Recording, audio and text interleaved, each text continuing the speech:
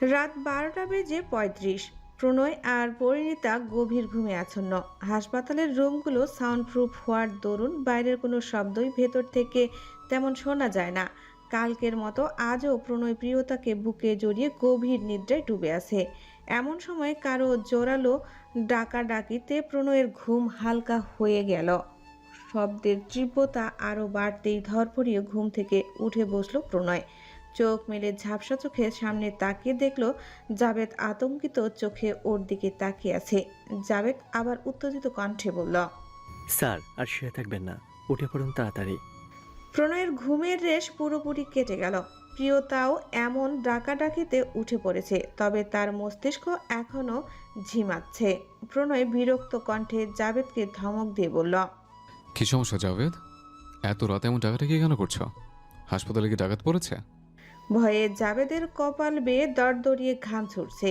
এতক্ষণে প্রিয়তাও কৌতূহলী দৃষ্টিতে তাকালো জাভেদের দিকে। জাভেদ পুনরায় বলল, স্যার আপনি এখনই আপুকে নিয়ে হাসপাতাল থেকে পালান, না হলে অনেক বড় বিপদে পড়বেন।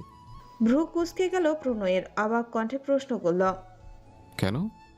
জাভেদ তাড়াহুড়া করে বলল, এত কথা বলার সময় নেই স্যার, ওরা যখন তখন এখানে চলে আসবে। সবাই যেদিকে পারছে সেদিকেই পালাচ্ছে। প্রণয়ের কথার আগামাথা কিছুই বুঝল না। প্রিয়তা কৌতূহলী কণ্ঠে প্রশ্ন করল। কারা? জাভেদ বলল, স্যার হাসপাতালে টেররিস্ট অ্যাটাক হয়েছে। এখানে সিক্রেটলি মন্ত্রী সাহেব ভর্তি ছিলেন, কিন্তু সে কথা কিভাবে যেন লিক হয়ে গেছে। ওরা হাসপাতালে অ্যাটাক করেছে। মন্ত্রী সাহেবের নিরাপত্তা বাহিনী আর কিছু পুলিশ ছিল। যেহেতু বিষয়টা খুবই সিক্রেটভাবে ছিল, তাই তেমন একটা সিকিউরিটি ছিল না। তাই ওরা সন্ত্রাসীদের সাথে পেরে উঠছে না। সন্ত্রাসীর সংখ্যায় অনেক। ওদের হাতে পড়লে আপু মারাত্মক বিপদে পড়তে পারে। প্রণয় চেঁচিয়ে বলল। হোয়াট? টেরোরিস্ট? টেরিসদের কথাটা কানে আসতেই ভয়ে প্রিয়তার শরীর জমে গেল। সে শক্ত করে চেপে ধরল প্রণয়ের বাহু। প্রণয় উত্তেজিত হয়ে গেল। শিট! সে দ্রুত হাতে রক্তের ক্যানোলাটা টেনে খুলে ফেলল। আবারও হাতের শিরা বেয়ে ফিনকি দিয়ে রক্ত বেরোতে লাগলো। প্রিয়তা আর্তনাদ করে প্রণয়ের হাত চেপে ধরল। একটু তেজি গলায় বলল, বারবার এটা খুলে ফেলেন কেন আপনি? প্রণয় তার কথা কানে তুলল না। দ্রুত তার হাত ধরে উঠে দাঁড়ালো। আরে রক্ত পড়ছে তো প্রণয় ভাই। প্রণয় ধমক দিয়ে বলল, একদম বেশি কথা বলবি না। চুপচাপ চল আমার সঙ্গে, তাহলে এখানে ফেলে রেখে যাবো। প্রিয়তা যেহেতু এখনো টেরিসদের চোখে দেখে নাই, তাই সত্যি বলতে ওর অতটা ভয় করছে না। ওরা ক্যাবিনের বাইরে পা রাখতে গুলির আওয়াজ কানে এলো। ভয়ে লাফিয়ে উঠল প্রিয়তা। প্রণয়ের হাতটা আরো শক্ত করে চেপে ধরল। জাভেদ বলল, ওরা সেকেন্ড ফ্লোরে ভাঙচুর করছে মনে হচ্ছে। এখনই এখানে উঠে আসবে। স্যার আপনি তাড়াতাড়ি যান। প্রণয় প্রিয়তার হাতের মুঠো শক্ত করে ধরে করিডোরের উল্টো দিকে ছুটে গেল। যেতে যেতে জাভেদকে বলল, ফাস্ট গার্ডদের কল করো। জাভেদ দ্রুত সিকিউরিটির নাম্বারে ফোন করলো। প্রিয়তার ভীষণ ভয় করছে, আবার করছেও না, কারণ সবাই জানে প্রণয় ভাইয়ের সঙ্গে থাকলে ওর আবার এত ভয় ডর করে না। হালকা ভয়, হালকা উত্তেজনার সাথে ওর কেমন বাড়ি থেকে প্রণয় ভাইয়ের হাত ধরে পালানোর মতো ফিল হচ্ছে। ব্যাপারটা চিংলি। ছুটতে ছুটতেই প্রণয় প্রিয়তাকে উদ্দেশ্য করে বলল, তাড়াতাড়ি চলে যান, ওর উপরে চলে এসেছে। আমাদের এখান থেকে বের হতে হবে। প্রিয়তা শুধু মাথা নেড়ে প্রণয়ের সঙ্গে পা মেলালো। তারা করিডোরের শেষ প্রান্তে পৌঁছে গেল। চিৎকার আর গুলির শব্দ এখন আরও কাছ থেকে আসছে। ভয় পেয়ে গেল প্রিয়তা। প্রণয় চারপাশে তীক্ষ্ণ নজরে তাকালো। হঠাৎ করিডোরের বাঁ পাশে ছোট্ট একটা লাল আলো দেখতে পেল। ইমার্জেন্সি এক্সিট লেখাটার বোর্ডটা স্পষ্টভাবে চোখে পড়ল। সে প্রিয়তাকে নিয়ে এগিয়ে গেল সেই দরজার দিকে। চিৎকার আর গুলির শব্দ আরও তীব্র। এখনও বোধহয় করিডোর থেকেই আসছে। দরজাটা ঠেলে তারা ঢুকে পড়ল ফায়ার এক্সিট সিঁড়িতে। ধাতব সিঁড়ির প্রতিটি ধাপে নিজের পায়ের শব্দ যেন নিজেদেরকেই ভয় পাইয়ে দিচ্ছে। ঠিক তখনই ওপরে ভেসে এলো গলার আওয়াজ, চেক দ্যাট সাইড। চমকে উঠল প্রিয়তা। থেমে গেল তার পদযুগল। হাতের টান লাগতেই থেমে গেল প্রণয়। পেছনে ফিরে প্রিয়তার ভয়ার্ত চোখে শান্ত দৃষ্টিতে তাকালো প্রণয়। দীর্ঘশ্বাস ফেলে প্রিয়তাকে কাছে টেনে নিয়ে কপালে একখানা নরম চুমুকে ভরসা দিয়ে দৃঢ় কণ্ঠে বলল, ভয় পাস না জান, আমি আছি তো। আমি থাকতে তোকে কিচ্ছু হতে দেবো না, প্রমিস। প্রিয়তা অশ্রুসজল চোখে প্রণয়ের দিকে তাকালো আর ভয় পেল না। প্রণয় ভাই পাশে থাকলে কাউকেই ভয় করে না সে।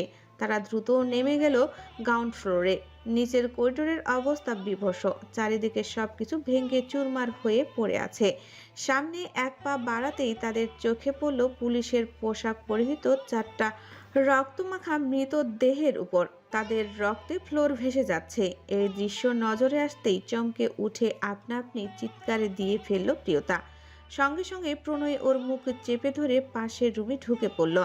ভয়ে প্রিয়তার শরীর থরথর করে কাঁপছে। প্রণয় প্রিয়তার ভয়ার্ত মুখের দিকে কিছুক্ষণ তাকিয়ে ওর মাথা নিজের বুকের সাথে চেপে ধরল। আতঙ্কিত প্রিয়তা নিরাপদ আশ্রয় পেয়ে আরো শক্ত করে জড়িয়ে ধরল প্রণয়ের পিঠ। প্রণয় কিছু বলবে তার আগে দুজন ব্যক্তি ধপ করে দরজা খুলে ভেতরে ঢুকে পড়ল। আরও ভয় পেয়ে গেল প্রিয়তা। সঙ্গে সঙ্গে প্রণয় আবারও ওর মুখ চেপে ধরল। লোক দুটি ঘরে ঢুকে আশেপাশে খুঁজতে লাগলো। প্রথম লোকটি দ্বিতীয় লোকটিকে বলল। किसी की आवाज सुनी? দ্বিতীয় লোকটা বলল। हाँ सुना तो, लेकिन यहाँ तो कोई नहीं है। প্রথম লোকটা বলল। निश्चित है यहाँ कोई ना कोई तो जरूर है। आवाज तो एकदम पास है रहा था। দ্বিতীয় লোকটা বলল। तो फिर मिल के क्यों नहीं रहा है? প্রথম লোকটা বলল। अच्छे से देख, शायद किसी कोने में हो। দ্বিতীয় লোকটা বলল। लगता है यह नहीं है, आगे देख के चल। বলেই লোক দুটি ঘর থেকে বের হয়ে গেল। প্রিয়তার ছোট্ট দেহটা প্রণয়ের বুকের মাঝে থেকেও কেঁপে উঠছে। প্রণয়ের হৃৎস্পন্দনের তীব্র ধ্বনি শুনতে পাচ্ছে। ভয় যে তার করছে না এমনটা নয়, সব থেকে বেশি ভয় তো তারই, নিজের জানের ভয় নয়। এই সন্ত্রাসীদের হাতে যদি পড়ে তবে তার রক্ত জবার কি পরিণতি হবে। প্রিয়তা কিছুতেই স্বাভাবিক হতে পারছে না। প্রণয় প্রিয়তার মাথার চুলে হাত বুলিয়ে বলল। কিছু হয়নি, ওরা চলে গেছে। প্রিয়তা এখনো কাছে। প্রণয় ওকে আবারও বলল। যদি বাইরে অপ্রীতিকর কিছু দেখিস সঙ্গে সঙ্গে আমার চোখের দিকে তাকাবি, মনে থাকবে? প্রিয়তা কেবল মাথা দোলালো। সে আরো শক্ত করে প্রণয়ের বুকে মাথা রাখলো। প্রণয় উকি দিয়ে বাইরে দেখলো কয়েকজন কালো পোশাক পরিহিত মুখ বাঁধা লোক উপরের দিকে যাচ্ছে, হাতে AK-47 রাইফেল। উপরতলা থেকে মেয়েদের চিৎকার ভেসে আসছে। পুলিশ আসছে, তবে সংখ্যায় কম। আর বিষয়টা মনে হচ্ছে এখনো তেমন কেউ জানে না। জানলেও এখনো আসতে পারেনি। সব কিছুতেই তো সময় লাগে ওদের। এখানে বেশি সময় থাকা মানেই ঘোর বিপদ। প্রণয় প্রিয়তাকে নিয়ে ধীর পায়ে করিডোরের ডান দিকে ঘুরে গেল।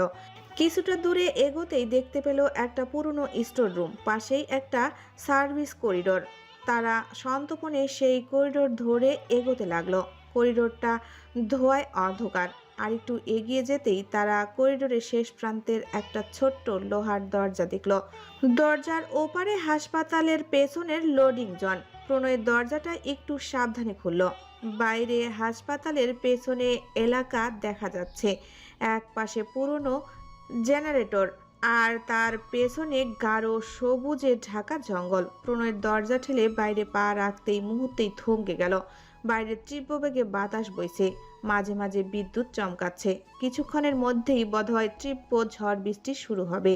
দূরে সন্ত্রাসীরা মন্ত্রী সাহেবকে গাড়িতে ওঠাচ্ছে, সাথে বেশ কিছু যুবতী মেয়ে ও নারী। তাদের সাথে যে কি করবে তা তো আর বলার অপেক্ষা রাখে না। যে কজন পুলিশ নিরাপত্তায় ছিল সবাইকে হয়তো মেরে ফেলেছে। সন্ত্রাসীরা তাদের দেখতে পেল না, কারণ তারা অনেকটা দূরে অন্ধকারে দাঁড়িয়ে আছে। প্রণয় প্রিয়তার হাত শক্ত করে ধরে দৃঢ় কণ্ঠে বলল, চল এখান থেকে। কিন্তু প্রিয়তা নড়ল না। তার ভীষণ মায়া হচ্ছে মেয়েগুলোর উপর। সে নরম কণ্ঠে বলল, ওদের ফেলে চলে যাব প্রণয় ভাই? ওদের তো অনেক ক্ষতি হয়ে যাবে। ওদেরকে বাঁচানো যায় না প্রণয় ভাই? আমরা স্বার্থপরের মতো পালাবো? প্রণয় শান্ত চোখে প্রিয়তার দিকে তাকিয়ে নরম গলায় বলল, এখানে আমাদের কিছু করার নেই জান, সব জায়গায় জোর খাটে না, আর আমাদের এখন জোরও নেই। ওরা যদি আমাদেরকে দেখে ফেলে আমাদের অবস্থা ওদের মতোই হবে। আমরা এখন কিছু করতে পারবো না। সব জায়গায় বাহাদুরি দেখাতে হয় না, কিছু কিছু জায়গায় পালাতে হয়। প্রিয়তা করুণ চোখে তাকালো। হঠাৎ কিছু কথা তাদের কানে এলো। ए बॉस, देख तो कितना खूबसूरत लड़की। इतना खूबसूरत लड़की तो मैं है रे। इतने सालों की उम्र में एक बार भी नहीं देख, कभी नहीं देखा। প্রণয় আর প্রিয়তা যেখানে দাঁড়িয়েছিল তার থেকে কিছুটা অন্ধ করে দাঁড়িয়েছিল দুজন। তারা মূলত পুরো ব্যাপারটা কন্ট্রোল করছিল। কালো পোশাক পরিহিত, অন্ধকার রাত, তাই কিছু দেখার উপায় নেই। তবে কালো আকাশের মাঝে মাঝে বিদ্যুৎ ঝলকানোর আলো কয়েক সেকেন্ডের জন্য দৃশ্য হচ্ছে। লোকটার কথায় তাদের সব বাস পাখির ন্যায় দৃষ্টি ঘুরিয়ে প্রিয়তার দিকে তাকালো। ঠিক তখনই বিদ্যুৎ চমকালো। সেই বিদ্যুতের সাদা আলোতে প্রিয়তার মায়াময় চেহারাটা দৃশ্যমান হলো কয়েক সেকেন্ডের জন্য। প্রিয়তার সুশ্রী মুখ নজরে আটকাতেই লোকটার চোখের আগুন ঠান্ডা হয়ে গেল। মুখ থেকে আপনা আপনি বেরিয়ে এলো, माशाल्लाह। পাশের লোকটা আবার বলল, या अल्लाह माशाल्लाह, इतना खूबसूरत, उसको तो हमारी भाभी बनना चाहिए। क्या गहरा नीला नीला आंखें, उसका बाल देख तो लंबी और खूबसूरत, उसका चेहरा देख कितना मासूम। वाह, इस जैसा लड़की तो हमारा भाभी बनने के लायक है बस। ওদের বলা কথাগুলো কানে আসতেই প্রণয়ের হৃৎপিণ্ড ছলকে উঠল। ঘাবড়ে গেল প্রিয়তা। ওদের দিকে না তাকিয়ে বিদ্যুৎ বেগে প্রিয়তার হাত চেপে ধরে জঙ্গলের দিকে দৌড় দিল প্রণয়। ছুটতে ছুটতে আতঙ্কিত কণ্ঠে বলল, তাড়াতাড়ি ছোট যান, ওরা আমাদের দেখে ফেলেছে। লোক দুটো কিছু বুঝে ওঠার আগেই প্রণয় প্রিয়তার হাত ধরে দৌড়ে জঙ্গলের ভিতরে ঢুকে গেল। লোকটা হুঙ্কার দিয়ে বলল, पकड़ो उसको, मुझे चाहिए चाहिए, किसी भी से चाहिए। প্রণয় আর প্রিয়তা প্রাণপণে ছুটছে জঙ্গলের মধ্যে দিয়ে। পেছনে পেছনে বেশ কিছু সন্ত্রাসী তাড়া করছে। ঘুটঘুটে অন্ধকার রাত, মাঝে মাঝে বিদ্যুতের ঝলকে যতটুকু দেখা যায় বনলতায় শরীরে যত্রতত্র ছিঁড়ে যাচ্ছে। ছুটতে ছুটতে হঠাৎ প্রিয়তা উফ বলে উঠে থমকে যায়। চমকে যায় প্রণয়, পা থেমে যায় তার। ছুটে গিয়ে প্রিয়তার কাছে উত্তেজিত গলায় বলে উঠল, কি হয়েছে জান, কোথায় ব্যথা পেয়েছিস? প্রিয়তার চোখে পানি এসে গেছে। অন্ধকারে তেমন কিছু দেখা না গেলেও প্রণয় বুঝতে পারল প্রিয়তা ব্যথা পেয়েছে। প্রিয়তা প্রায় কান্না করে দিচ্ছে। প্রণয় তাড়াহুড়া করে ওর দু গাল ধরে বলল, কি হয়েছে জান, কোথায় ব্যথা পেয়েছিস বল আমায়। প্রিয়তা প্রণয়ের হাত ধরে নিজের ডান হাতের উপর রাখলো। তরল কিছু একটা আভাস পড়তেই চমকে উঠল প্রণয়। পকেট হাতড়ে রুমাল বের করে ঝটপট হাত বেঁধে দিল। হাত টেনে ক্ষতস্থানে ঠোঁট ছুঁয়ে ধীর কণ্ঠে শুধালো। বেশি ব্যথা করছে? প্রিয়তা উত্তর দেওয়ার আগেই সন্ত্রাসীদের পায়ের শব্দ একদম কাছে চলে এসেছে। প্রণয় প্রিয়তাকে টেনে নিয়ে পাশের একটা ঢিপির আড়ালে লুকিয়ে পড়ল। ঢিপিটা খুব ছোট, ওরা দুজন লুকানোর চেষ্টা করলে সহজেই ওদের দেখে ফেলবে। ওদের হাতে টর্চ লাইটও আছে। প্রণয় নিজেদের মধ্যকার সব দূরত্ব ঘুচিয়ে দিল। প্রিয়তাকে নিজের সমস্ত শক্তি দিয়ে চেপে ধরল নিজের সাথে। প্রিয়তার মনে হচ্ছে তার হাড়গোড়গুলো বোধহয় গুঁড়ো গুঁড়ো হয়ে গেল। সে হয়তো এখনই দম আটকে মারা যাবে। সে প্রণয়ের কানের কাছে মুখ নিয়ে ফিসফিসিয়ে বলল, আমাকে কি কমলা লেবু পেয়েছেন প্রণয় ভাই যে এভাবে চিপে চিপে জুস বের করছেন? প্রণয়কে নিজের সাথে চেপে ধরে সতর্ক দৃষ্টিতে আশেপাশে নজর বোলাচ্ছিল। প্রিয়তার কথাগুলো কানে আসতেই সে চোখ নামিয়ে প্রিয়তার দিকে তাকালো। কথার মর্মার্থ বুঝতে পেরে ঠোঁটে বাঁকা হাসি ফুটে উঠল। সেও একইভাবে প্রিয়তার গলার কাছে ঠোঁট নামিয়ে ফিসফিসিয়ে বলল, আমি চিপে জুস বের করলে তোর খারাপ লাগবে না? কিন্তু ওদের হাতে যদি তুই পড়িস তবে কি হবে বলতো? প্রিয়তা ভ্রু কুঁচকে তাকালো প্রণয়ের মুখের দিকে। প্রণয় আরো একটু চেপে ধরে বলল, ওরা তো সুন্দর তুলতুলে দেবতার সাথে কি করবে তা তো ভালোই বুঝতে পারছিস। You know what I mean? Priyota গোল গোল চোখে তাকালো প্রণয়ের দিকে। ঢোক গিলে মনে মনে বলল, প্রণয় ভাই এমন কথাও বলতে জানেন আপনি? তবে কথাটা খুব একটা মন্দ বলেননি। ওদের হাতে ধরা পড়লে ওরা তো সত্যিই তাই করবে। ভয়ে প্রিয়তার কলিজার পানি শুকিয়ে গেল। সে বিদ্যুৎ গতিতে প্রণয়ের ভাইয়ের গলা শক্ত করে জড়িয়ে ধরল। প্রণয়ের গলায় একটু ব্যথা লাগলো। সে হাতের বন্ধন একটু নরম করে বলল, গলা চেপে মেরে ফেলবে মনে হচ্ছে। প্রিয়তা এবার দু হাতে গলা হালকা চেপে ধরে বলল, হ্যাঁ, মেরে ফেলবো। আপনার কোনো সমস্যা? হাসলো প্রণয়। প্রিয়তার গায়ের মাদকীয় গন্ধটা তীব্রভাবে নাকে এসে লাগছে। সে আসক্তি মিশ্রিত ঘোর লাগা কণ্ঠে বলল, এত লসটা কি আমার হবে? প্রণয়ের কথার ধরনে কিছু একটা ছিল যা সজা প্রিয়তার হৃৎপিণ্ডকে বিদ্ধ করছে। প্রণয়ের উষ্ণ নিঃশ্বাস আশ্রে পড়ছে গলার ঘাড়ে। প্রিয়তার হঠাৎ কি যেন হলো। হঠাৎ করেই মনের মধ্যে তীব্র এক নিষিদ্ধ বাসনা জেগে বসল। সে ভুলে গেল ভালোবাসা যতই তৃষ্ণার্ত হোক না কেন, সে চাইলে এই পুরুষকে ছুঁয়ে দিতে পারবে না। এটা তার অধিকারের সীমার মধ্যে নেই। কিন্তু মন মানল না, সে নিজেকে নিয়ন্ত্রণ করে নেওয়ার সময় পেল না। মোহগ্রস্তের মতো ধীরে ধীরে হাত বাড়িয়ে দিল প্রণয়ের গলায়। কাপা কাপা নরম আঙ্গুলগুলো ছুঁয়ে ফেলল গলার সেই উঁচু হাতটা, সেই অ্যাডাম অ্যাপেলটা যেটা প্রিয়তাকে চুম্বকের ন্যায় আকর্ষিত করে। প্রণয়ের নিঃশ্বাস ঘন হয়ে আসছে। প্রিয়তা লক্ষ্য করলো হঠাৎই প্রণয়ের হার্টবিট অনেক ফাস্ট হয়ে যাচ্ছে। তার হৃৎপিণ্ডের ধুকভুকানি প্রিয়তা স্পষ্ট অনুভব করতে পারছে। তার কেমন মাতাল মাতাল লাগছে। প্রণয়কে স্পর্শ করে সে নিজেই কেঁপে উঠল। প্রিয়তা এক হাত নামিয়ে আনলো প্রণয়ের বুকে, কান পেতে শুনতে লাগলো বুকের অস্থির হৃৎস্পন্দন। অন্য হাতে অনুভব করলো প্রণয়ের গলার অ্যাডাম অ্যাপেলটা নড়ে উঠল। প্রিয়তা ধীরে বুক থেকে মাথা তুলল, অতঃপর কোনো সংকোচ ছাড়াই নিঃশব্দে মুখ ডুবিয়ে দেয় প্রণয়ের গলায়। ঠোঁট ছুঁয়ে দিতে থাকে তীব্র ভালোবাসায়, তীব্র আসক্তিতে। প্রতিটা স্পর্শে আলাদা আলাদা ভাষা রয়েছে যা হয়তো সেই পুরুষটা ছাড়া অন্য কেউ কখনো বুঝবে না। একের পর এক নরম চুমু এঁকে দেয় তার উষ্ণ ত্বকে, অতঃপর নেশাতুর কণ্ঠে ফিসফিস করে বলে ওঠে, আমার তো পুরো জীবনটাই লস। বেঁচে থাকার কোনো কারণই নেই।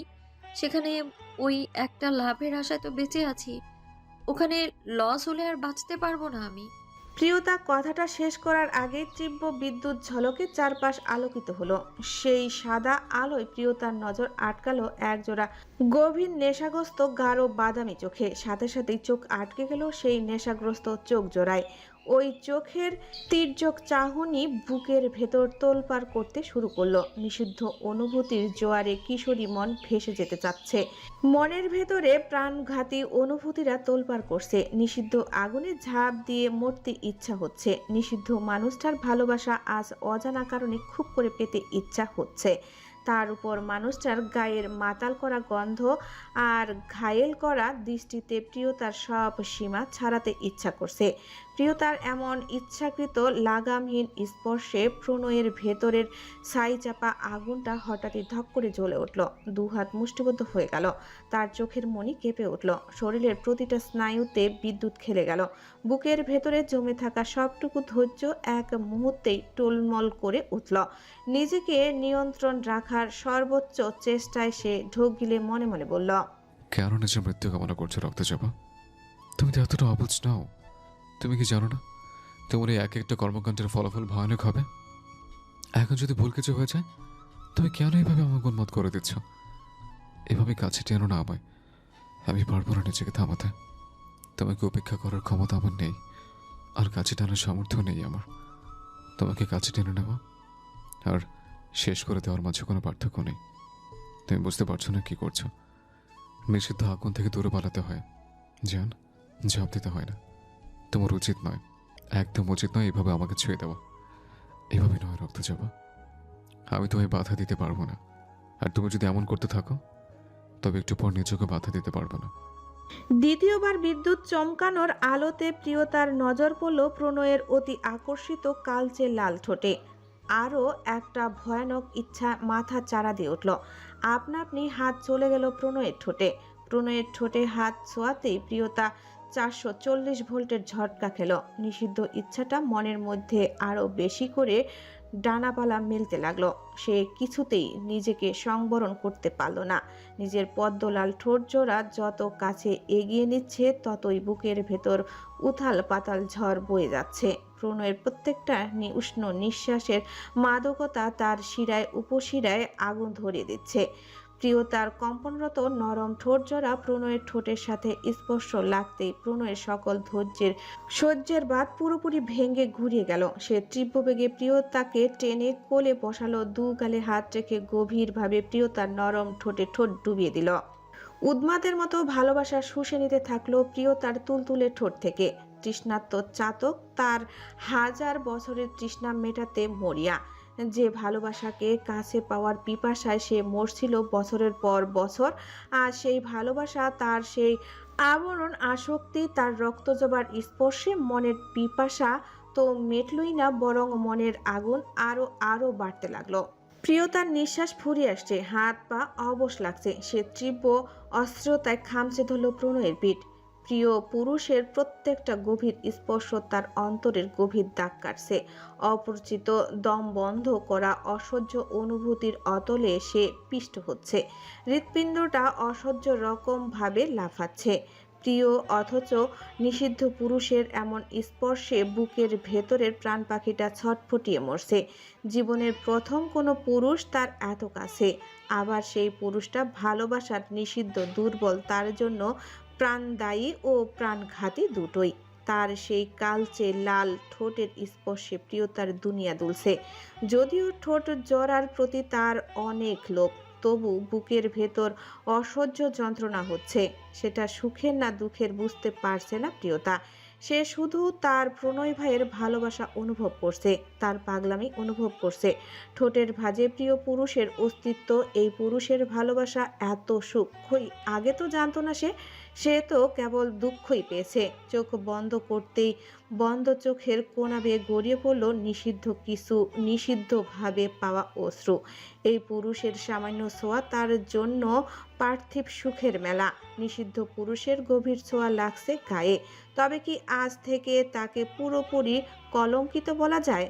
এই পুরুষের ভালোবাসার সবটুকু পাওয়ার তীব্র আকাঙ্ক্ষা তার দেহের শিরায় শিরায় প্রভাবিত হচ্ছে। দম বন্ধ হয়ে আসছে, নিঃশ্বাস ফুরিয়ে আসছে। সে প্রণয়ের কোলে থেকেই ছটফট করে উঠল, কিন্তু প্রণয়ের সেদিকে কোনো হুঁশ নেই। সে তার রক্তজোগাড় ভালোবাসায় মগ্ন। এই নারীর শরীরের প্রতিটি লোম কোষ পর্যন্ত তার মাঝে আসক্তিময় অগ্নি ছড়িয়ে দেয়। এই নারীকে ভালোবাসতে পারাটা ছিল তার স্বপ্ন, কিন্তু তা আর কখনো পূরণের আশা ছিল না। এই নারীকে একটুখানি ভালোবাসার জন্য সে প্রত্যেকটা মুহূর্ত তড়পিছে। বছরের পর বছর করুণ বিচ্ছেদের আগুনে দগ্ধ হয়েছে।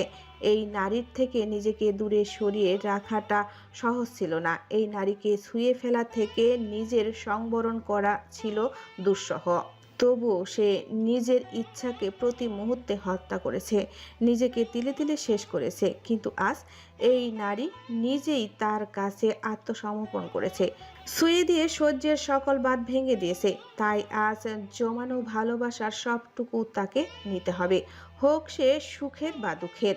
এরপর দুজনের মৃত্যু হলেও হোক, ভালোবাসার নদীতে এখন আর বাধা দেওয়া সম্ভব নয়। এই মুহূর্তে প্রণয় পুরোপুরি আউট অফ কন্ট্রোল, এক প্রকার হুঁশেই নেই সে।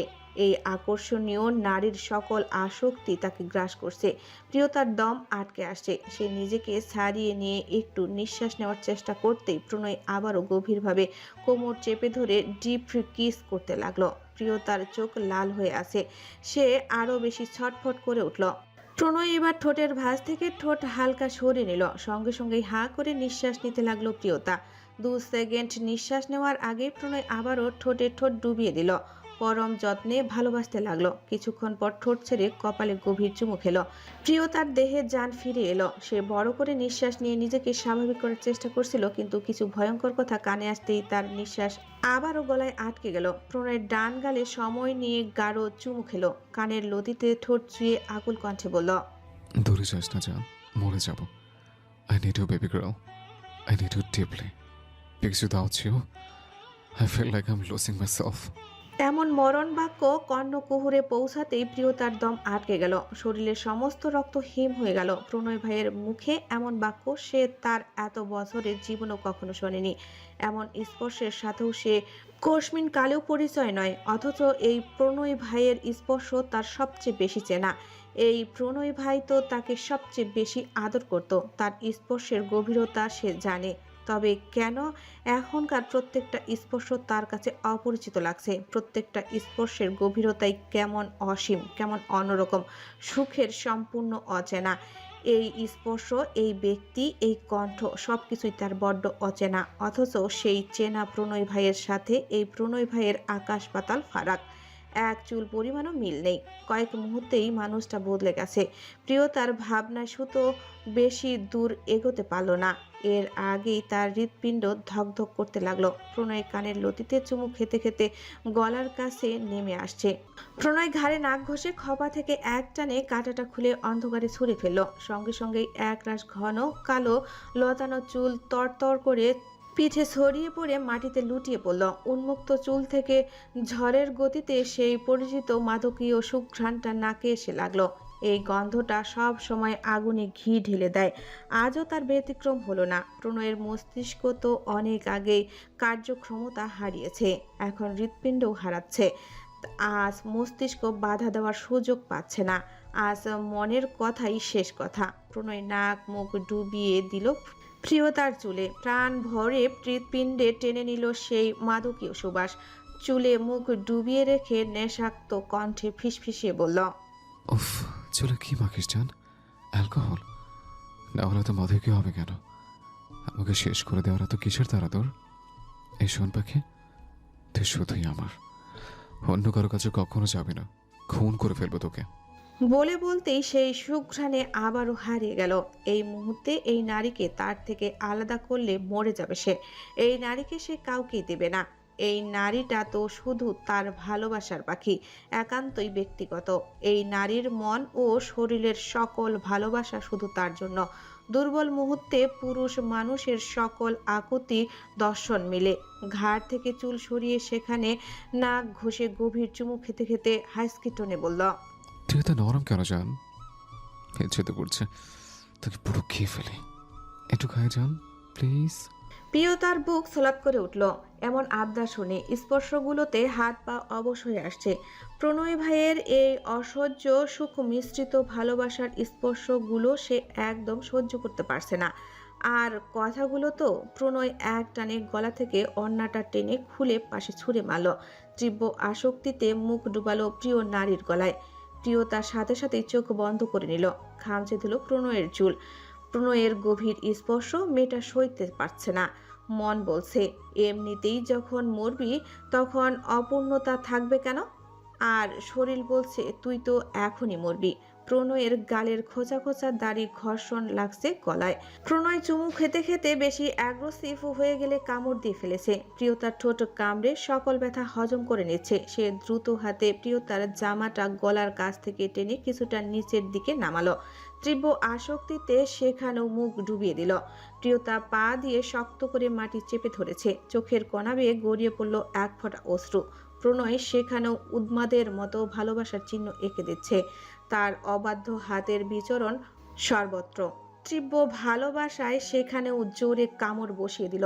প্রিয়তা নিচু স্বরে আহ করে উঠল, মুখ দিয়ে অস্পষ্টভাবে বের হলো, প্রণয় ভাই প্লিজ। প্রণয় এবারও একটা হালকা বাইট করে স্লো ভয়েসে আদুরে কণ্ঠে বলল, my princess, you are my poison, you are my drug, and you are my obsession. Don't call me bhai. Don't call me bhai, my soul. No, just call me Pranay. প্রিয়তার বুক ধক করে উঠল। ঢোক গিলে ভাবল, এই মানুষটা কি আসলেই প্রণয় ভাই?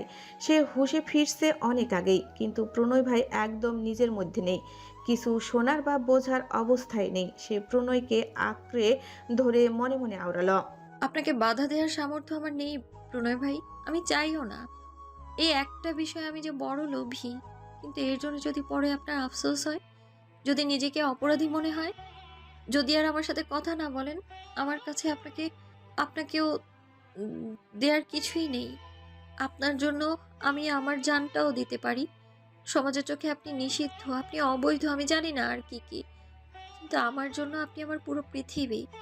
আপনার জন্য আমি সর্বনিকৃষ্ট, পৃথিবীর সবচেয়ে কলঙ্কিনী নারী হতেও রাজি আছি। আমি জানি আপনি স্বাভাবিক হয়ে গেলে আর এভাবে কখনোই ভালোবাসবেন না। এটাই হয়তো প্রথম আর এটাই হয়তো শেষবার। আমি আপনাকে জোর করতে পারবো না, কারণ আমার সেই অধিকারটাই নেই। কিন্তু এই দুই একটা মুহূর্ত আমার আজীবনের সঙ্গী হয়ে থাকবে। আপনার ভালোবাসার উন্মাদনা দেখার সুযোগ হয়তো আমার হবে না। সবাই বলে আমি নাকি খারাপ, আমি তো অস্বীকার করি না, আমিও মানি আমি খারাপ, এতে লুকানোর তো কিছু নেই। আমার জন্য, আপনার জন্য আমি খারাপ, বেহায়া, দুশ্চরিত্র আর যা যা আছে সব হতেও রাজি আছি আমি। এসব ভাবতেই তার বুক চিরে এক দীর্ঘশ্বাস বেরিয়ে এলো। সেও গভীরভাবে ভালোবেসে ঠোঁট ছুঁয়ে দিল প্রণয়ের কপালে। প্রণয়ও আরো গভীরভাবে ভালোবাসার জন্য প্রিয়তার জামায় হাত দিতেই প্রিয়তার গলা শুকিয়ে গেল। জামাটাতে টান দিতে নিতেই বিকট শব্দে আশেপাশে কোথাও বাজ পড়ল। চমকে উঠল প্রিয়তা। ঝড়ের বেগে চাপটে ধরল প্রণয়কে। তীব্র জোরালো শব্দ কানে আসতেই প্রণয় সব উন্মাদনা থেমে গেল। ঘোর কেটে গেল মুহূর্তেই। কি ঘটছে বুঝে আসতেই থমকে গেল প্রণয়। ছিটকে দূরে সরে যেতে চাইল, কিন্তু প্রিয়তার জন্য পারল না। এতক্ষণ ঘটে যাওয়া সকল ঘটনা মনে পড়তেই প্রণয়ের হৃৎপিণ্ড লাফিয়ে উঠল। আর একটু হলে জীবনের সবচেয়ে বড় ভুলটা আমি করে ফেলতাম। শিট শিট শিট, কি করলাম এটা? কিভাবে পারলাম নিজের রক্তচাপা কিভাবে ছুঁয়ে দিতে? আর একটু হলে নিজের হাতে নিজের ভালোবাসার ফুলটাকে নষ্ট করে দিতাম। প্রণয় পাশের পাথরে সজোরে ঘুষি মারল। ভয়ে কেঁপে উঠল প্রিয়তা। দূরে সরে গেল কিছুটা। প্রণয় পর পর আবারও কয়েকটা ঘুষি মেরে নিজের চুল খামচে ধরল। শিট, আমি আমি আমার রক্তচাপাকে অপবিত্র করে দিচ্ছিলাম। ছি, আমি এত খারাপ, আমি এতটা নীচ, আমি আমার রক্তচাপার জন্য এতটা বিপজ্জনক। আকাশে ঘন ঘন বিদ্যুৎ চমকাচ্ছে। সে সব ভাবনা দূরে ফেলে দ্রুত প্রিয়তার দিকে ঘুরে চাইল। ততস্ত্র হাতে পকেট হাতড়ে ফোন বের করে ফ্ল্যাশ লাইট অন করলো। প্রিয়তার হাত ধরে আবার কাছে টেনে আনলো। তার দিকে ভয়ার্ত চোখে তাকিয়ে আছে প্রিয়তা। ওর ভীষণ ভয় করছে। সে আগে কখনো প্রণয় ভাইকে এমন করতে দেখেনি। প্রণয় ফ্ল্যাশটা প্রিয়তার মুখের দিকে ধরল। তীব্র আলোর ঝলকানিতে চোখ কুঁচকে বন্ধ করে নিল প্রিয়তা। প্রণয় আতঙ্কিত চোখে তাকালো নিজের প্রাণ পাখির দিকে। প্রিয়তার পদ্মলাল ঠোঁট জোড়া হালকা হালকা ফুলে আছে। উপর থেকে একটু একটু চামড়া উঠে যাওয়াতে হালকা হালকা রক্ত দেখা যাচ্ছে। ঢোক গেল প্রণয়। ততস্ত্র হাতে কাঁধ থেকে চুল সরাতেই থমকে গেল। ছোট বড় অনেক কামড়ের দাগ লাল হয়ে আছে।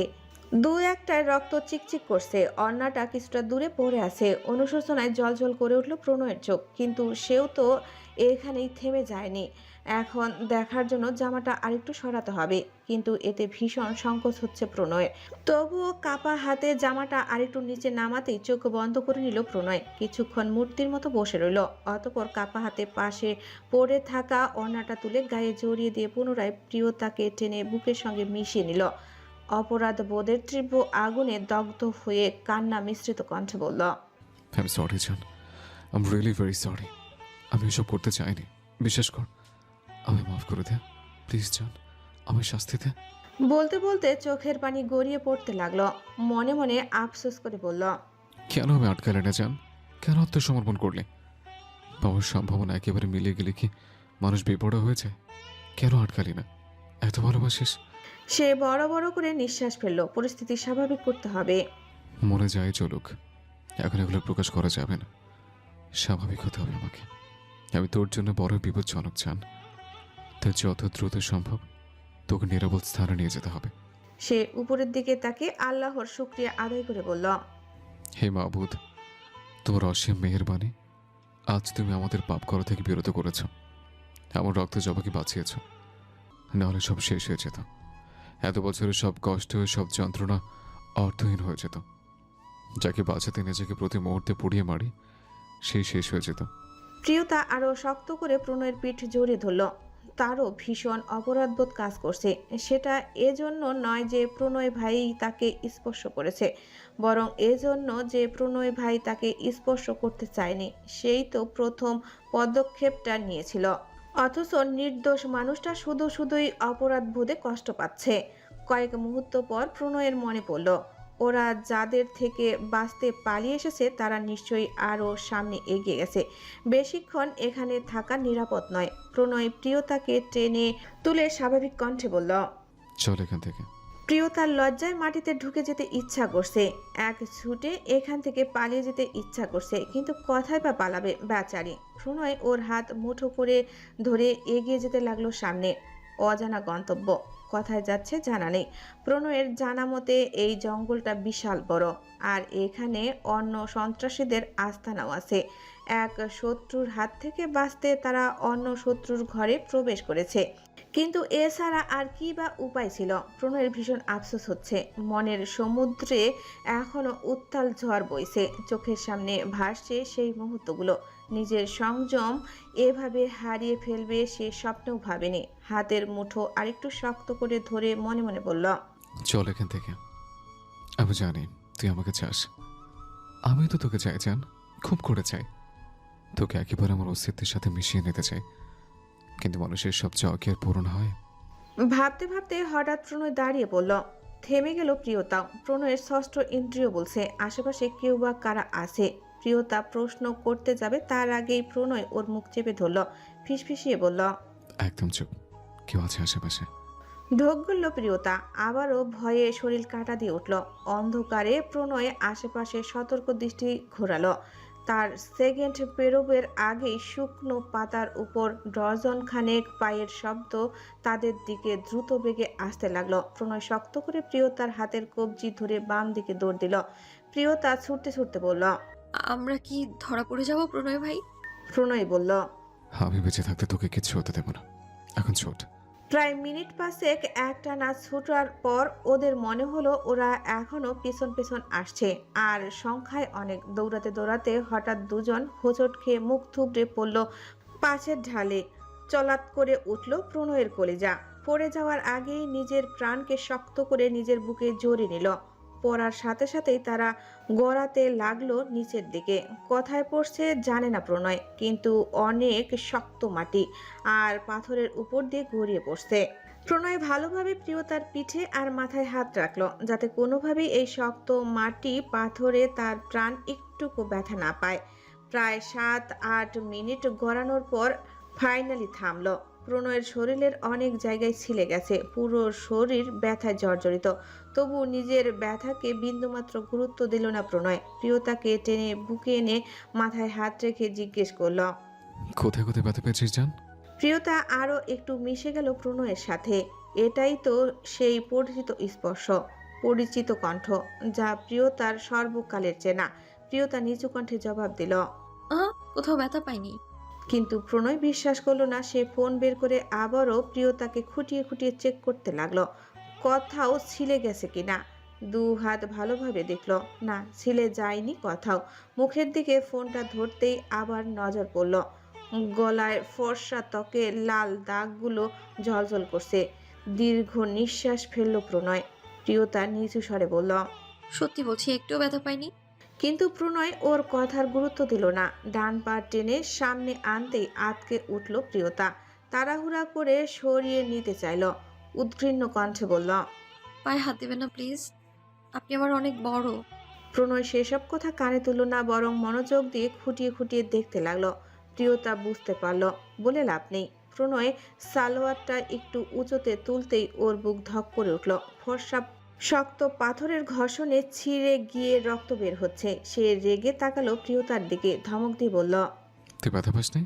প্রিয়তা বোকা হাসলো। ব্যথা তো ভীষণ লেগেছে, টনটন করছে। প্রণয়ের পাশে এক ধরনের লতা দেখতে পেল। কেটে গেলে বা ছিঁড়ে গেলে এই লতা চিবিয়ে রস লাগানো আরাম হয়। প্রণয় সেটা তুলে ক্ষতস্থানে লাগিয়ে দিল। প্রিয়তার ওড়নার কোণা থেকে এক টুকরো কাপড় ছিঁড়ে পায়ে পেঁচিয়ে দিল। ওরা যেখানে এসে পড়েছে সেটা উপরের জঙ্গল থেকে অনেকটা নিচে। এটা কোন জায়গা সঠিক জানে না প্রণয়। প্রিয়তা ভয়ে ভয়ে বলল, একটু ফোনটা দেবেন? প্রণয় ফোনটা এগিয়ে দিল। প্রিয়তা কাঁপা কণ্ঠে বলল, একটা কথা বলবো, বকবেন না প্লিজ। প্রণয় ভ্রু কুঁচকে তাকালো। প্রিয়তা ভীতু কণ্ঠে বলল, আপনার শার্টটা একটু খুলবেন প্লিজ। প্রণয় অবাক হলো না, কোনো রকম দ্বিমত করলো না, শার্টটা খুলে ফেলল। প্রিয়তার ভীষণ লজ্জা লাগছে, কিন্তু লজ্জা শরম সব সাইডে রেখে চোখ তুলে তাকাতেই চমকে উঠল। হাতে আর পিঠে অসংখ্য জায়গায় ছিলে গেছে। সাথে সাথে প্রিয়তার নীলাভ আখি যুগল পানিতে টইটুম্বুর হয়ে গেল। কাপা কাপা হাতে ছুঁয়ে দিল ক্ষত স্থানে। চোখ বন্ধ করে নিল প্রণয়। সেও সেই একই লতা তুলে চিবিয়ে রস লাগিয়ে দিল। হাতের ক্ষতে ওড়নার আরেক টুকরো বেঁধে দিল। মনে মনে ভীষণ শান্তি পেল প্রণয়। এমন সেবা পেলে এর চেয়ে বেশি আঘাত পেলেও ক্ষতি নেই। প্রণয় আবার শার্টটা পরে নিল। ধীর কণ্ঠে বলল, চল এখান থেকে, আকাশে দেখ, যখন তখন বৃষ্টি আসবে। কিন্তু প্রিয়তার মন চাইছে না, তাই বলল। আর একটু বসি। প্রণয় দীর্ঘশ্বাস ফেলে ওর মুখের দিকে চাইল, কিন্তু তখন থেকে প্রিয়তার পিঠ চুলকাচ্ছে, কিন্তু চুলকাতে পারছে না। প্রিয়তা পিঠ হাত দিতেই কিছু একটা অনুভব করলো। প্রণয় ওর দিকে কপাল কুঁচকে তাকিয়ে আছে। প্রিয়তাকে আবার পিঠে হাত দিতে দেখে এক ভ্রু তুলে প্রশ্ন করল, কি হয়েছে? এমন চিংড়ি মাছের মতো লাফাচ্ছিস কেন? প্রিয়তা করুণ কণ্ঠে বলল। কি জানি, খালি পিঠ চুলকাচ্ছে। প্রণয়ের ভ্রু আরো খানিকটা কুঁচকে গেল। দ্রুত এগিয়ে এলো প্রিয়তার কাছে, থ্রি পিসের কুর্তিটা একটু ফাঁক করে পিঠের মধ্যে হাত ঢুকিয়ে দিল। সাথে সাথেই লাফিয়ে উঠল প্রিয়তা। চোখ গোল গোল হয়ে গেল। প্রণয় জামার মধ্যে থেকে হাত বের করে প্রিয়তার সামনে ধরল। বিশাল সাইজের একটা নাদুস নুদুস পানির চোখ, তেল তেল করছে। সাথে সাথেই ভয়ে চিৎকার দিয়ে প্রণয়ের বুকে মুখ লুকালো প্রিয়তা। ভয়ার্ত কণ্ঠে অনুরোধ করল। প্লিজ ওটা সরান, আমার খুব ভয় করছে। হেসে ফেলল প্রণয়, যোগটা ছুঁড়ে মারল দূরে। ওর পাগলিটা ছোটবেলা থেকেই সাপ যোগ বড্ড বেশি ভয় পায়। প্রণয় আরেকটু ভয় দেখাতে বলল। এই জন্যই বলছি চল এখান থেকে। দেখছিস জায়গাটা ভর্তি ঘাস, হয়তো পাশে জলাশয় আছে, তাই এখানে ঘাসের চোখ আর পানির চোখের অভাব নেই। ওদের 5 মিনিট লাগবে তোর তুলতুলে দেহটা খেয়ে ফেলতে। প্রিয়তা আরো ভয় পেয়ে গেল, চোখ কুঁচকে প্রণয়ের বুকে মুখ লুকালো। প্রণয় উঠে দাঁড়িয়ে বলল। চলো। প্রিয়তা ভীষণ ভয় পেয়েছে। সে এখন আর কিছুতেই এত বড় বড় ঘাসে পা রাখতে পারবে না। সে ভীত স্বরে বলল। এত জোকের মাঝে আমি পা রাখতে পারবো না, যদি পায়ে ধরে ফেলে। প্রণয় পুনরায় দীর্ঘশ্বাস ফেলে ওকে কোলে নিল, হাঁটা দিল সামনের দিকে। প্রিয়তাও 2 হাতে গলা জড়িয়ে ধরল। কি যে ভালো লাগছে কোলে চড়তে পেরে। আজ কতগুলো দিন পর আবারও এই মানুষটা কোলে নিল। নিজেকে পাখির মতো হালকা লাগছে প্রিয়তার। পরম আবেশে মাথায় এলিয়ে দিল সেই শান্তির নীড়ে। এভাবে তো খুন করেছেন মিস্টার আবরার শিকদার প্রণয়। সে বুকের কাছে শার্টটা মুঠো করে ধরে চোখ বন্ধ করলো। সাথে সাথে স্মৃতির পাতায় ধরা দিল অতীতের কিছু সুখকর মায়াময় দৃশ্য। 3 বছর আগে এমনই কোনো এক বৃষ্টি ভেজা দিন প্রিয়তা স্কুলের পেছনের মাঠে বান্ধবীদের সাথে দৌড়াদৌড়ি করতে গিয়ে বেকায়দায় পড়ে পা মচকেছিল। তখন প্রণয় ভাইয়ের সে কি পোকা।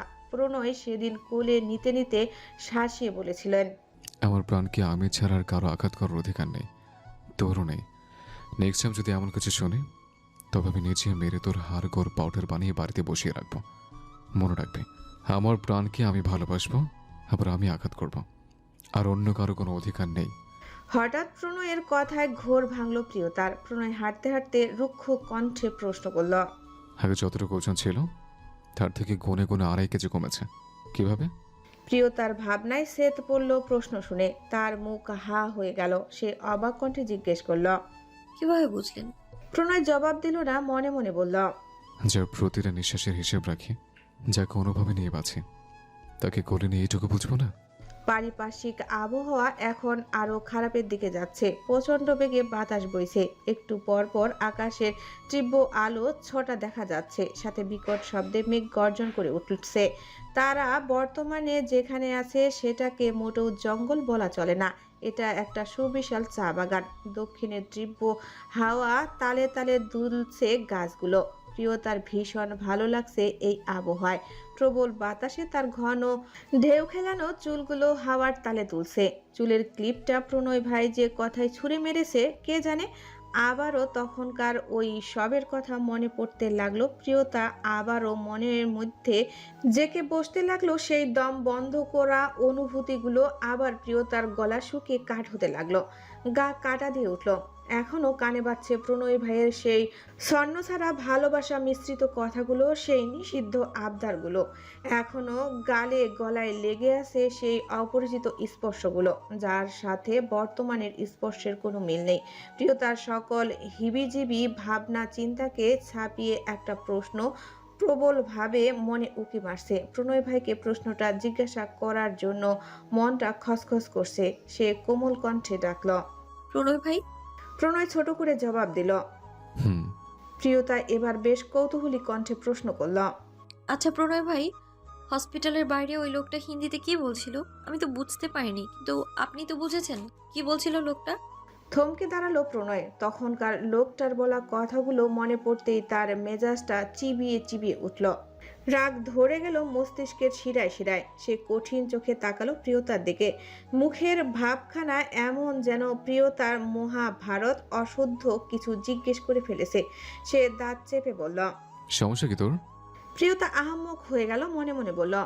অদ্ভুত লোক, আমার প্রশ্নের উত্তর না দিয়ে আবার ঘুরিয়ে আমাকেই প্রশ্ন করছেন। সে একটু আশ্চর্য কণ্ঠে প্রতি উত্তর করল। আমার আবার কিসের সমস্যা হবে? প্রণয়ের কেন জানি না এই মেয়েটার উপর খুব রাগ হচ্ছে। সে ঝাঁঝিয়ে বলল, সমস্যা তো তোরই। তুই যদি একটু অন্যরকম হতিস তাহলে আজ এত সমস্যাই হতো না। প্রিয়তার বিস্ময়ে এবার আকাশ ছুঁয়ে গেল। সে হতভম্ব গলায় শুধালো, সব দোষ এখন আবার হয়ে গেল? বাহ বাহ। আর এই অন্যরকমটা কি রকম? প্রণয় কিছু বলতে গিয়ে থেমে গেল, আবার হাঁটা ধরল সামনের দিকে। কিছুক্ষণ পর আদেশের সুরে বলল, কাল থেকে প্রতিদিন 2 ঘন্টা করে ঠাড়া রোদে দাঁড়িয়ে থাকবি। এভাবে 1 মাস চললেই কাজ হয়ে যাবে। এমন আদেশ শুনে প্রিয়তার ভ্রু কুঁচকে গেল। সে কৌতূহলী কণ্ঠে জিজ্ঞেস করল, কি কাজ হবে? প্রণয় বলল। সব সমস্যার সমাধান। প্রিয়তা এবার বিরক্ত হলো, নাক মুখ কুঁচকে বলল, কোনো সমস্যা? কি সমস্যা সেটাই তো বুঝলাম না, তার আবার সমাধান? প্রণয় গম্ভীর কণ্ঠে পুনরায় আদেশের সুরে বলল, এত কথা তোকে জানতে হবে না, যা বললাম তাই করবি। 1 মাসের মধ্যে আমি সুফল চাই। আগামী 1 মাসে যদি তোর এই মোলের মতো ধলা চামড়া গলের মতো কুচকুচে কালো না হয়, তাহলে আমি নিজে তোকে সকাল বিকেল কয়লা পিষে মাখাবো। প্রিয়তার চোখ বিস্ময়ে হাঁ হয়ে গেল। কি বলছে এই লোক? মাথা ঠিক আছে তো? সে চোখ বন্ধ করে কল্পনা করলো কুচকুচে কালো চেহারায় তাকে দেখতে কেমন লাগবে। কল্পনায় নিজের প্রতিচ্ছবি দর্শন করতেই ধরভরিয়ে চোখ খুলে তাকালো প্রিয়তা। বুকে থুতু দিল। মনে মনে প্রণয়ের গোষ্ঠী উদ্ধার করতে লাগলো। তবে সেটা নিজের গোষ্ঠী বলে বেশি গালি দিতে পারলো না। সে নাক মুখ কুচকে মনে মনে বলল, কোন দুঃখে আমি নাইজেরিয়ান হতে যাব শুনি? আহ, ঢং দেখে বাঁচি না আর। আমার ভালোবাসা খেয়ে দিয়ে মন ভরেনি ব্যাটার, এখন আমার কিউটনেস খেয়ে দেওয়ার ধান্দায় আছে। প্রিয়তা মুখ ভেঙচিয়ে একই রকম ঝাঁঝিয়ে বলল। আপনি বললেই যেন আমি আমার এত সুন্দর স্কিন খারাপ করে ফেলবো। সে আবারও ঝগড়াটে স্টাইলে বলল, ওই আপনিও তো মেয়ে মানুষের মতো ফেটে সাদা। আমি কি কখনো এটা নিয়ে আপনাকে খোটা দিয়েছি? প্রণয় চোখ ছোট ছোট করে ওর দিকে তাকালো। ওর মনের কথাগুলো না বললেও সে ভালোই বুঝেছে। সে স্বাভাবিক কণ্ঠে বলল। তোর সাদা পছন্দ নয়? প্রিয়তা নাক সিটকে বলল, ঠিক ধরেছেন, একদমই আমার সাদা চামড়া পুরুষ পছন্দ নয়। পুরুষ মানুষ হবে একটু শ্যাম বর্ণের, ব্রাউন স্কিন টোনের। উফ, একটু শ্যামলা শ্যামলা ছেলেদেরকে ওয়াও ওয়াও লাগে। প্রণয়ের হিংসে ভিতরটা জ্বলে গেল। সে মনে মনে বলল, আর কতভাবে কষ্ট দিতে চাস তুই? আমার কোলে থেকে অন্য পুরুষের প্রশংসা করছিস। আজ আমার হাত পা বাঁধা না থাকলে তোকে বুঝিয়ে দিতাম, তোর প্রতিটি নিঃশ্বাসের উপর শুধু আমার অধিকার। প্রিয়তা আবারও বলল, রোদে দাঁড়ালে আমি একা দাঁড়াবো না, আপনাকে সাথে নিয়েই দাঁড়াবো। রোদে পড়ে আমি কালো হব আর আপনি ধলা থাকবেন, এটা তো আর আমি হতে দিতে পারি না, তাই না? প্রণয় শান্ত কণ্ঠে বলল, আমি কালো হই বা সাদা তাতে আমার কোনো সমস্যা নেই, কিন্তু তুই ফর্সা থাকবি না, ব্যাস। তোর এই সাদা রং আমার জীবনের সবচেয়ে বড় সমস্যা। প্রিয়তা অবাক হলো। হতবাক কণ্ঠে প্রশ্ন ছুড়ল, আমি ফর্সা হলে আপনার সমস্যা হবে কেন? থমকালো প্রণয়। ভারী নিঃশ্বাস ফেলে মনে মনে বলল, আমার না হলে আর কার সমস্যা? তোর এই সীমা ছাড়িয়ে যাওয়া সৌন্দর্যের জন্য আজ আমি সর্বশান্ত। আমি হারিয়েছি আমার সবকিছু, হারিয়েছি আমার ভালোবাসা, হয়েছে জঘন্যতম ষড়যন্ত্র শিকার। আমি তো সুন্দরী চাইনি, আমি যাকে ভালোবেসেছি সে সুন্দর হয়ে গেছে। এটা কি আমার দোষ? একটু কম সুন্দর হতে পারতি না তুই? একটু কম সুন্দর হলে কি হতো তোর? যদি একটু কালো মোটা বেটে হতিস খুব কি সমস্যা হতো? হতো না। তোকে পাওয়ার জন্য মানুষ এতটা হিংস্র হয়ে উঠতো না, আমার কাছ থেকে তোকে কেড়ানোর কামনাও করতো না। তুই শুধু আমারই থাকতিস, আমি শুধু তোকে ভালোবাসতাম, তুই আমার বউ হতি। প্রিয়তা হাত ঝাঁকিয়ে বলল। কি ভাবছেন প্রণয় ভাই? প্রণয় সামনের দিকে এগোতে এগোতে শীতল কণ্ঠে বলল, কিছু না, চুপ করে থাক। প্রিয়তাও আর বেশি ঘাটলো না, তবে চুপ করে থাকতেও পারলো না। এমন সুন্দর আবহাওয়া, সাথে ভালোবাসা, কে জানে এমন মুহূর্ত জীবনে আবার কখন আসবে কিনা। তার মনে এক চিলতে সুপ্ত ইচ্ছা জন্ম হলো। সে একটু মিষ্টি কণ্ঠে ডাকলো, প্রণয় ভাই, প্রণয় ছোট করে জবাব দিল, হুম। আমরা কোথায় যাচ্ছি? আপাতত এমন কোথাও না যেখানে ঝড় বৃষ্টি লাগবে না। কথাটা মনে হয় প্রিয়তার একদমই পছন্দ হলো না। মনে মনে বলল, গায়ে একটু বৃষ্টি লাগলে কি জাত যাবে? সে আবার বলল। একটা কথা বলি। প্রিয়তা উৎসাহ নিয়ে বলল, অনেক দিন আপনার গলায় গান শুনিনি প্রণয় ভাই, খুব ইচ্ছে করছে এই মাতাল বাতাসের সাথে আপনার কণ্ঠ মিশিয়ে শুনতে। একটা গান গাবেন প্লিজ? প্রণয় আশেপাশে তাকালো। যতদূর চোখ যায় শুধু বিশাল বিশাল চা বাগান, কোথাও কোনো জনমানবের চিহ্ন নেই। প্রণয়ের উত্তর না পেয়ে প্রিয়তার অভিমান হলো। সে বুকের কাছে সাতটা টেনে ঝাঁকিয়ে অভিমান মিশ্রিত কণ্ঠে ডাকলো, ও প্রণয় ভাই। প্রণয় দীর্ঘশ্বাস ফেলে ওর দিকে মাথা নিচু করে তাকালো। শান্ত কণ্ঠে বুঝিয়ে বলল, এই ঝড়ো আবহাওয়ার প্রতিকূল পরিস্থিতিতে তোর গান শুনতে ইচ্ছে করছে। প্রিয়তার সাথে সাথেই জবাব দিল। অনেক। বিজলির ঝলকানিতে প্রণয় তাকালো প্রিয়তার উচ্ছ্বাসিত নীল চোখের দিকে, মনে মনে বলল। তোর আবদার আমার কাছে আদেশের মায়াবতী। সে শান্ত চোখে প্রিয়তার নীল চোখের দিকে চেয়ে মনে মনে আওড়ালো। নীলাঞ্জনা, এরপর বিষণ্ণ দিন বাজে মনোবিন, অবসাদে ঘিরে থাকে সেই দীর্ঘদিন। হাজার কবিতা বেকার সবিতা, হাজার কবিতা বেকার সবিতা, তার কথা কেউ বলে না। প্রিয়তা মুগ্ধ চিত্তে বুকে মাথা রেখে শুনছিল। তার কেন যেন মনে হচ্ছিল এই গানটার সাথে তার গভীর সম্পর্ক আছে। তার ভাবনার মাঝে প্রবল কাল বৈশাখী ঝড় শুরু হয়ে গেল। সাথে টুপটুপ করে বড় বড় ফোঁটার বৃষ্টি এসে আশ্রে পড়তে লাগলো তাদের চোখে মুখে। প্রণয়ের ভীষণ অসহায় লাগছে নিজেকে। এখন কি করবে সে, কোথায় যাবে? চারিদিকে নিকষ কালো আধারের নির্লজ্জিত ঝড় আর বৃষ্টির তোড়ে কয়েক সেকেন্ডের মধ্যেই দুজনেই ভিজে সপসপে হয়ে গেল। বাতাসের জাপটায় মনে হচ্ছিল প্রণয় ব্যালেন্স হারিয়ে ফেলছে। দুজন মিলে প্রায় 131 কেজি তার উপর ব্যালেন্স রাখতে পারছিল না। বৃষ্টিটা ভালো লাগলেও এমন ভয়ঙ্কর ঝড় দেখে ভয় পেয়ে গেল প্রিয়তা। সে আরেকটু চেপে ধরল প্রণয়কে। প্রণয় দ্রুত পা চালাতে শুরু করলো। এত বড় চা বাগানে নিশ্চয়ই কেউ না কেউ থাকে, একেবারে জনমানব শূন্য হতেই পারে না। কিন্তু ঝড়ের জন্য সামনে এগোনো কষ্টকর। হঠাৎ আকাশের তীব্র আলোয় ছটা দেখা গেল। তার কয়েক সেকেন্ডের মধ্যে রুহু কাঁপিয়ে দেওয়ার মতো জোরালো শব্দ কানে এলো। সাথে সাথে আঁতকে উঠল প্রিয়তা। আরও শক্ত করে প্রণয়ের গলা জড়িয়ে ধরে বুকের মধ্যে ঢুকে পড়ার চেষ্টা করলো। প্রণয় বুঝলো তার প্রাণ ভয় পাচ্ছে। সে কপালে ঠোঁটে চেপে আদুরে কণ্ঠে জিজ্ঞেস করলো। ভয় পাচ্ছিস জান? প্রিয়তা কাপা কণ্ঠে নিচু স্বরে বলল। আপনি আছেন তো? হেসে ফেলল প্রণয়। হাতের বাঁধনটা আরো একটু শক্ত করে এগিয়ে গেল সামনে। কিছু দূর এগোতেই তার চোখ পড়ল বাদিকে। সে দ্রুত পায়ে এগিয়ে গেল সেদিকে। কাছে গিয়ে বুঝতে পারলো বাঁশের বেড়া দিয়ে ঘেরা ছোট্ট একটা মাটির বাড়ি। সে দ্রুত বাঁশের বেড়ার দরজাটা খুলে বাড়ির ভেতরে প্রবেশ করলো। তার মনের মধ্যে সংকোচ কাজ করছে। এত রাতে অনুমতি ব্যতীত অন্যের বাড়িতে প্রবেশ করাটা ঠিক দেখাচ্ছে না, কিন্তু কি আর করার। এই প্রতিকূল পরিস্থিতিতে বাইরের থাকাটা চরম বিপজ্জনক। সে একা থাকলে হয়তো কিছুই যেতেও আসতো না, কিন্তু এখন সঙ্গে তার প্রাণ আছে। প্রাণটাকে তো সুরক্ষিত রাখতে হবে। সে ধীর পায়ে এগিয়ে গেল ঘরের দরজার কাছে।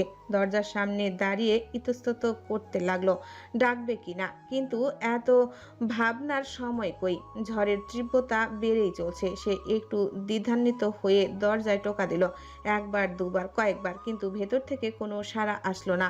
প্রণয় এবার বাধ্য হয়ে ডাকতে শুরু করলো। কেউ কি আছেন? প্লিজ আমাদের একটু সাহায্য করুন। কেউ কি শুনছেন? প্রিয়তা নিচু গলায় বলল। এত রাতে মানুষকে বিরক্ত করা কি ঠিক হচ্ছে? কিন্তু প্রণয় তার কথায় কান দিল না। আবারও ডাকলো। আরও দুবার ডাকার পর অবশেষে দরজাটা খুলে গেল। হ্যারিকেন হাতে দরজা খুললেন প্রায় 60 ঊর্ধ্বের এক ভদ্রলোক। তার পাশে দাঁড়িয়ে একজন সমবয়সী ভদ্র মহিলা, সম্ভবত ওনার স্ত্রী। দুজনের চোখেই ঘুম ঘুম ভাব। ভদ্রমহিলা একটু বিরক্ত কণ্ঠে তেতো সুরে বললেন। তোমরা কে হে বাছা? এত রাতের বেলায় ডাকাডাকি করছো কেন? বলতে বলতেই তিনি সামনের দিকে তাকালেন। সামনে একজোড়া যুবক যুবতী ছেলে মেয়েকে দেখে ওনার কথা বন্ধ হয়ে গেল। ছেলে মেয়ে দুটোকে এত কাছাকাছি দেখে ভ্রু কুঁচকে গেল ওনার। তিনি কপালে ভাঁজ ফেলে প্রণয় আর প্রিয়তাকে ভালো করে পর্যবেক্ষণ করতে লাগলেন। ভদ্রলোক প্রশ্ন করলেন। তোমরা কারা হে? আর এত ঝড় বৃষ্টি রাতে এখানে কি করছো? প্রিয়তা কিছু বলবে তার আগে প্রণয় বলল। আমি আর আমার স্ত্রী খুব বিপদে পড়েছি চাচা। বাইরের অবস্থা খুব খারাপ। এর উপর আমার স্ত্রীর সন্তান সম্ভবা। আজকে রাতটা যদি কোনোভাবে আমাদের একটু আশ্রয় দিতেন, অনেক উপকার হতো। প্রণয়ের কথা শুনে প্রিয়তার কাছে উঠে গেল। সে চমকে তাকালো প্রণয়ের মুখের দিকে। তার চোখ দুটো রসগোল্লার মতো বড় বড় হয়ে গেল। মুখটা আপনা আপনি হা হয়ে গেছে, কিন্তু প্রণয়ের চোখ মুখে কোনো প্রতিক্রিয়া নেই। সে মাত্রাতিরিক্ত স্বাভাবিক, যেন এটাই পৃথিবীর চরম সত্য। ভদ্রমহিলার কপালে ভাঁজ মিলিয়ে গেল।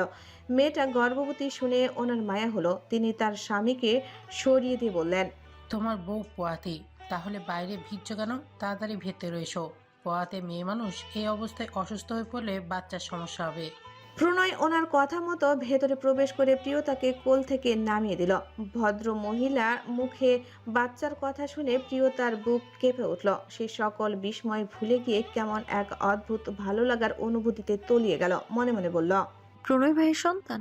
আপনা আপনি হাত চলে গেল পেটে, সঙ্গে সঙ্গে চোখ বড় বড় হয়ে গেল। সে ঢোক গিলে প্রণয়ের দিকে দীপ্তময় চোখে তাকালো। মনে মনে বলল, সত্যি কি আমি আপনার বউ?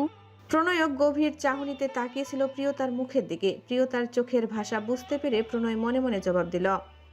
ভদ্রমহিলা সন্তুষ্ট দৃষ্টিতে ছেলে মেয়ে দুটোর দিকে তাকালেন।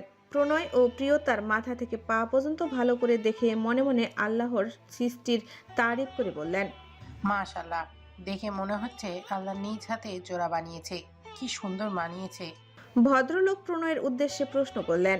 বাবা, তোমরা এই জন্মানোহীন জায়গায় এলে কি করে? প্রণয় ওনার দিকে তাকিয়ে অতঃপর ঘটে যাওয়া সকল ঘটনা সংক্ষেপে খুলে বলল। ওনারা স্বামী স্ত্রী হতবাক হয়ে সব শুনছিলেন। ভদ্রমহিলা বললেন, আল্লাহ সহায় ছিলেন বলেই আজ তোমরা বেঁচে ফিরেছ, না হলে এই ওপরের জঙ্গলে তোমরা দ্বিতীয়বার কোনো সন্ত্রাসীর হাতে পড়োনি, আরো ভয়ঙ্কর কিছুর হাতে পড়েছিলে। প্রণয় আর প্রিয়তা অবাক চোখে একে অপরের দিকে তাকালো। ভদ্রমহিলা আবার বললেন, ওরা একদল উপজাতি, কিন্তু ওদেরকে সাধারণ আদিবাসী ভেবে ভুল করো না। এরা সাধারণ আদিবাসীদের মতো নয়, এরা সমাজ থেকে বহু বছর পিছিয়ে পড়া মানুষ। তারা আধুনিক সমাজের সাথে মেশে না, একেবারেই আদিম মানুষের মতোই জীবনযাপন তাদের। জঙ্গলের নির্দিষ্ট একটা সীমানাকে তারা তাদের জগৎ মনে করে, আর যারা তাদের সীমানায় ঢুকে পড়ে তারা আর কখনোই প্রাণের রক্ষা পায় না। প্রণয় আর প্রিয়তা বিস্ময়ে একে অপরের মুখের দিকে তাকালো। আসলেই হায়াতের মালিক আল্লাহ, না হলে আজ তারা বেঁচে ফিরতে পারতো না। আরও কিছু কথাবার্তা শেষে ভদ্রমহিলা তাদের দুজনকে নিয়ে পাশের আরেকটা ছোট ঘরে প্রবেশ করলেন। সেখানে একটা মৃদু হলুদ আলো জ্বলছে। ঘরটা বেশ ছোট, একটা ছোট খাট আর দুটো বেতের মরা ছাড়া কিচ্ছু নেই। ভদ্রমহিলা বললেন, তোমাদের জন্য শুকনো কাপড় এনে দিচ্ছি, তোমরা তাড়াতাড়ি কাপড় বদলে নাও। তিনি প্রিয়তার দিকে তাকিয়ে আবার বললেন, এই যে মেয়ে, এই সময় সাবধানে থাকতে হয় জানো তো? তা তোমার কলেজ মাস চলছে? এমন প্রশ্নে ভেবাচাকা খেয়ে গেল প্রিয়তা। প্রণয় ভাইয়ের সামনে এমন প্রশ্নে তার মন চাচ্ছে মাটি ফুঁড়ে ঢুকে পড়তে। ভদ্রমহিলা আবার পেটের দিকে তাকিয়ে বললেন, পেট দেখে তো মনে হচ্ছে না বাপু বেশি দিনের পোয়াতি। তা কয় মাস? 1 মাস না 2 মাস? প্রিয়তা বেশ ভালোই গ্যারাকলে পড়েছে। এখন কি জবাব দেবে সে আশা করে আছে প্রণয় কিছু বলবে, কিন্তু ওর আশায় এক বালতি ঠান্ডা পানি ঢেলে দিয়ে প্রণয় একদম চুপচাপ দাঁড়িয়ে আছে। প্রিয়তা আর না পেরে কাপা কণ্ঠে ছোট করে বলল, জি 1 মাস। মহিলা বেশ সন্তুষ্ট হয়ে মুখটা উপরে তুলে বললেন, মাশাল্লাহ, খুব সুন্দর মুখখানা। মুখ দেখি মনে হচ্ছে ছেলে হবে। লজ্জায় প্রিয়তার কান গরম হয়ে যাচ্ছে, পুরো মুখ রক্তিম আভায় ছেয়ে গেছে। ভদ্রমহিলা ঘর থেকে বেরিয়ে গেলেন কাপড় আনতে। প্রণয় ভাইয়ের সামনে এমন লজ্জাজনক পরিস্থিতিতে পড়ে প্রিয়তার মরে যেতে ইচ্ছা হলো। এতবার বাচ্চা বাচ্চা শুনতে শুনতে এখন তার নিজেকে গর্ভবতী মনে হচ্ছে। সে শুকনো ঢোক গিলে গলা ভিজিয়ে প্রণয় ভাইয়ের দিকে তাকালো। সাথে সাথেই চোখে চোখ আটকে গেল। প্রিয়তা আবারও মাথা নিচু করে নিল। ওই চোখে সে বেশিক্ষণ চেয়ে থাকতে পারে না। ওই গাঢ় বাদামি চোখের গভীর চাহনিতে কিছু একটা আছে যা প্রিয়তাকে ধ্বংসের দিকে ধাবিত করে। প্রিয়তা নিচের দিকে তাকিয়ে কাপা গলায় প্রশ্ন করল, একদম মিথ্যে কেন বললেন? প্রণয় ধীর কণ্ঠে জবাব দিল। কি মিথ্যে বলেছে? থমকালো প্রিয়তা। কি মিথ্যা বলছে সেগুলো এবার নিজের মুখে বলতে হবে নাকি? সে মাথা নিচু রেখেই বলল, ওই চাচিকে যেগুলো বলেছিলেন। প্রণয় দুষ্টু হেসে বলল। কি বলেছে? প্রিয়তার এবার আরো লজ্জা পেয়ে গেল। গাল দুখানা পাকা লাল টমেটোর মতো হয়ে গেছে। সে আবারও গলা ভিজিয়ে নিয়ে ছোট করে বলল, কিছু না, সরেন। ঠোঁট কামড়ে হাসল প্রণয়। সে একটু এগিয়ে সে প্রিয়তার কানের কাছে ঠোঁট ছুঁয়ে তৃপ্ত কণ্ঠে বলল, স্বামী স্ত্রী না বলে থাকতে দিত না, আর সন্তানের কথা না বললে হয়তো এত সহজে রাজি হতো না। প্রিয়তার চোখ তুলে তাকালো। তার চোখের কোণায় জল চিকচিক করছে। সে মনে মনে বলল, এই মিথ্যাগুলো কি আমার জীবনে সত্যি হতে পারতো না? এর মধ্যে ভদ্রমহিলা হাতে শুকনো কাপড় নিয়ে এলেন। ওরা দুজন একটু দূরে সরে দাঁড়ালো। তিনি প্রিয়তার হাতে একটা চাপা শাড়ির সঙ্গে লাল রঙের ব্লাউজ ও পেটিকোট দিলেন। আর প্রণয়ের হাতে একটা নতুন লুঙ্গি ও ওনার স্বামীর একটি শার্ট দিয়ে তাড়াহুড়া করে বললেন, রাত তো 2টো বেজে গেল, তাড়াতাড়ি জামা কাপড় পাল্টে শুয়ে পড়ো, ভেজা কাপড়ে থাকলে ঠান্ডা লেগে যাবে।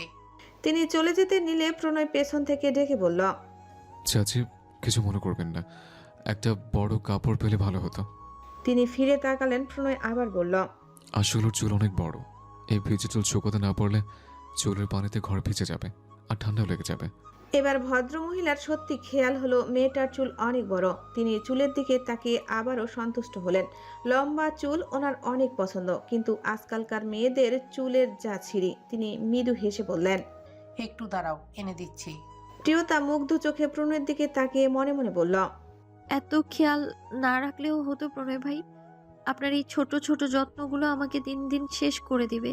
প্রণয় ওর কপালে টোকা দিয়ে বলল। কি দেখছিস? প্রিয়তার চোখ সরালো না, মুচকি হেসে মনে মনে বলল, মানুষ কি অদ্ভুত, প্রথমে অনেকটা কাছে এসে একেবারে হারিয়ে যায়, ঠিক ডিসেম্বর আর জানুয়ারির মতো। ভদ্রমহিলা বড় একটা গামছা এনে প্রণয়ের হাতে দিয়ে বললেন, দরজা বন্ধ করে শুয়ে পড়ো। বলেই চলে গেলেন। প্রণয়ের সম্মতি জানিয়ে দরজা বন্ধ করে ধীরে ধীরে এগিয়ে গেল প্রিয়তার কাছে। বেতের মোড়াটা এগিয়ে দিয়ে বলল। বস। প্রিয়তা আপত্তি জানিয়ে বলল, আমি নিজেই করে নিব, আমায় দিন। কিন্তু প্রণয় ওর কথা কানে নিল না। প্রিয়তার ঘাড় ধরে বসিয়ে দিয়ে বলল, চুপচাপ বস। চুলগুলো 3-4 ভাগে ভাগ করে যত্ন সহকারে ধীরে ধীরে মুছিয়ে ধীরে ধীরে বলল, এটা তোর হেয়ার ড্রায়ার নয় যে 45 মিনিটে শুকিয়ে ফেলবে।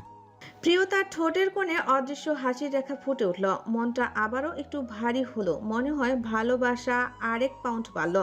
প্রণয় যত্ন করে কিছুক্ষণ চুল মুছে দিল, তারপর ভালোভাবে গামছাটা পেঁচিয়ে চুল সহ খোপা করে দিল।